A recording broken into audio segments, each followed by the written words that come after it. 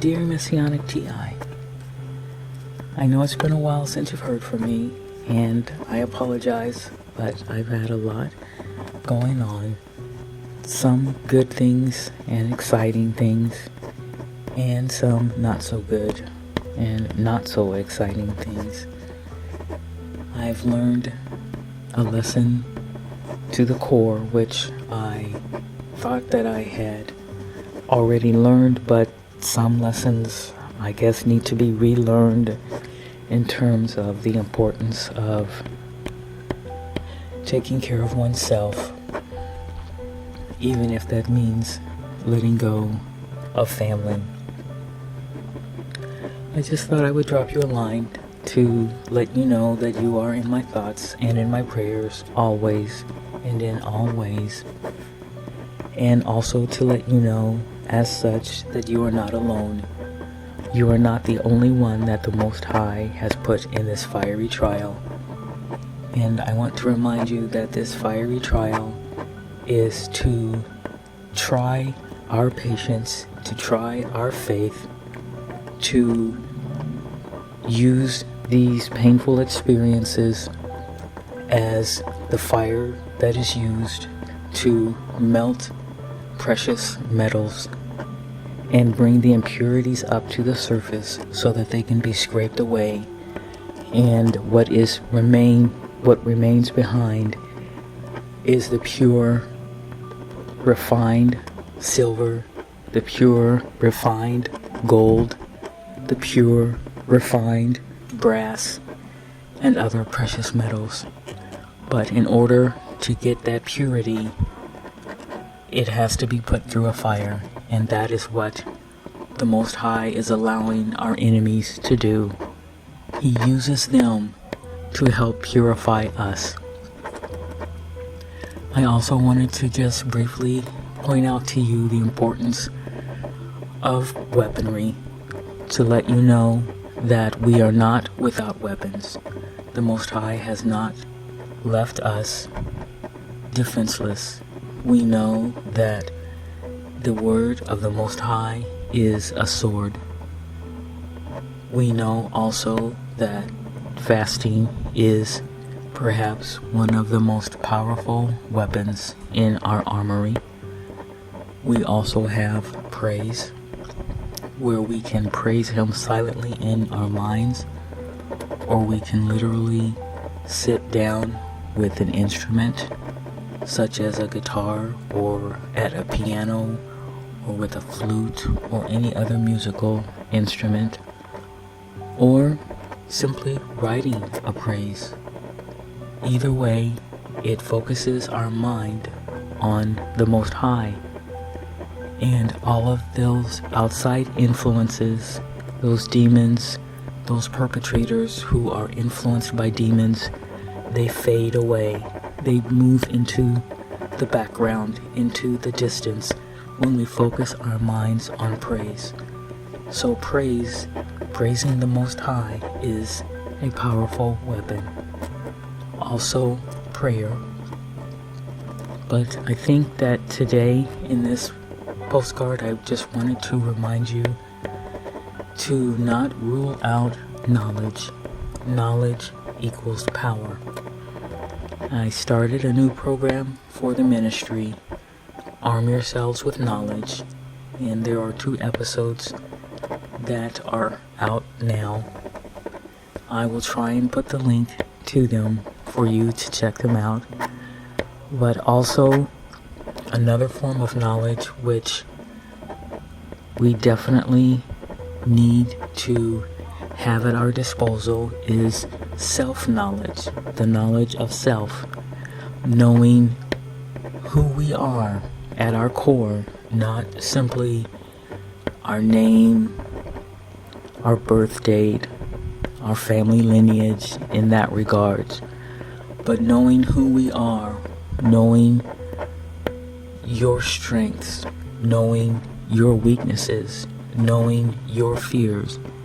I think that this is important because we know that one of the tactics that the enemy uses is that they will do a thorough and complete background check on us in order to prepare their individualized gang-stalking programs against us. They will hack into our personal computer files. They will infiltrate our school records, our educational records, employment records, military records, any records that we have about therapy that we have had. They will peruse our family to know who are supportive of us, who might be a threat to them. They know our medical history. They know what allergies we have. They know everything about us. And by the time we have become aware that we are being stalked, they have already, perhaps a few months or even a year or 2 years before, they have already been investigating and learning all they can about us. So it behooves us to know ourselves as well. It behooves us to take time to be alone and learn about ourselves. What are our weaknesses, our strengths? That will help us make it through this fiery trial, to find our strengths, to find our fears, to overcome them, to find other personal weapons that might help us on an individual level in order to endure, in order to combat this fiery trial that the enemy is using against us. And I know that the Most High wants us to do this. When we look through that verse in 2 Peter, where he speaks about the fiery trial, we know that the Most High is allowing the enemy to try us, not so that the Most High can see who we are, but so that we can see who we are and know about ourselves. The Most High already does. He created us. He knows who we are. He knows our strengths. He knows the purpose that He has set out for you and for me. It's just that we don't know. We are distracted by the world. We are distracted by our perpetrators, by the things that they are doing to us. We are distracted, perhaps, behind personal problems, issues at work, maybe issues with our health, with our finances, and so we don't know how to tap into who we are or what strengths we have. And we need to do this so that we can become more complete and be able to stand on solid ground and face our enemies. The Most High has encouraged us to do so. He told us in the book of Zechariah in the Old Testament, chapter 2, verse 7, "Deliver thyself, O Zion, that dwellest with the daughter of Babylon." You are Zion. This world, this fallen world, is Babylon. We have to deliver ourselves, and the way to do that is to find ourselves, to use what the enemy does, the isolation, to turn that into solitude and take those quiet moments and learn about ourselves so that we can withstand and endure in a place of strength. And in that place of strength, look clearly at our enemies at our perpetrators and see them, to see through their masks and be in a place of strength and not be fearful. We must deliver ourselves.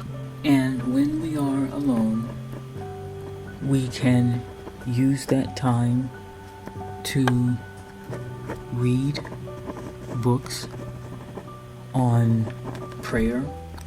We can use that time to write in a journal our memories about ourselves, about our families, experiences that we have had, to help us gain insight into our journey here on the earth. We can use that quiet time to take walks.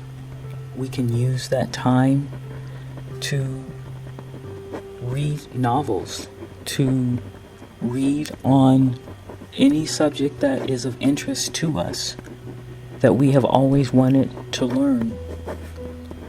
Being alone is not a bad thing. Our perpetrators want us to feel isolated, as if being alone is something to avoid, as if it is something to make us feel ashamed. But we can use that time when we are alone to pray, to learn how to pray. We can use that time to read the scriptures, to learn how to study the scriptures. That is how we can learn more about ourselves. I hope that this can be a source of strength and encouragement to spend time alone and learn who you are, and be able to use that from a place of strength. And with that, I say, Shalom.